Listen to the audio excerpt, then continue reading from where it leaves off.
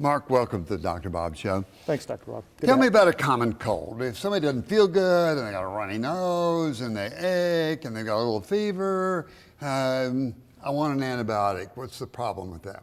Sure. The problem with that is that you could be creating big problems for yourself down the road, and if we do that as a matter of routine in healthcare, we can create big problems for society.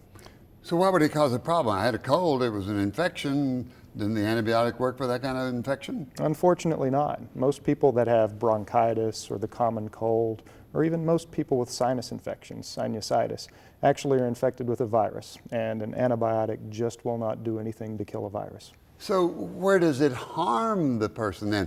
If we treat with an antibiotic and it's a viral infection and antibiotics don't hit viruses, how does it harm people? In the simplest sense, it can cause a bad side effect. There are different things you can get like rashes or inflammation and irritation of certain organs.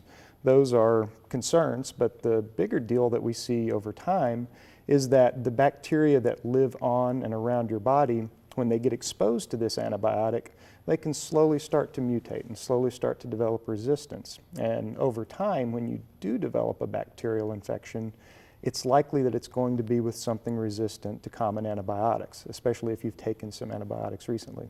So if I've taken antibiotics a year ago or 2 years ago, could the resistant bacteria be living in my body and ready to attack if I keep on treating with antibiotics? Eventually, if you're not on antibiotics for a year or so, your body's bacteria go back to normal, friendly, harmless bacteria.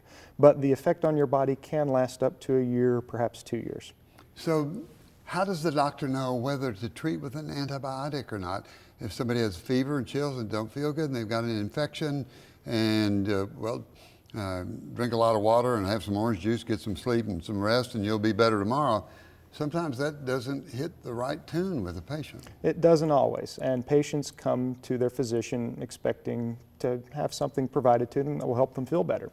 And we as physicians want to help our patients. We want to provide something that will help. So the patients come there with an expectation that we're going to do something to try to improve their condition. And just saying go home and have some chicken soup and a Sprite, sometimes that's not a satisfactory explanation. So you have to spend a lot of time teaching the patient the harm of giving an antibiotic, or is it easier to give a Z-Pack? Or You do. Education and to explain to a patient's satisfaction that what you're doing is the right thing may take 10, 15 minutes of discussion, whereas it takes a few clicks of the keystroke to send off a Z-Pack prescription to the local pharmacy.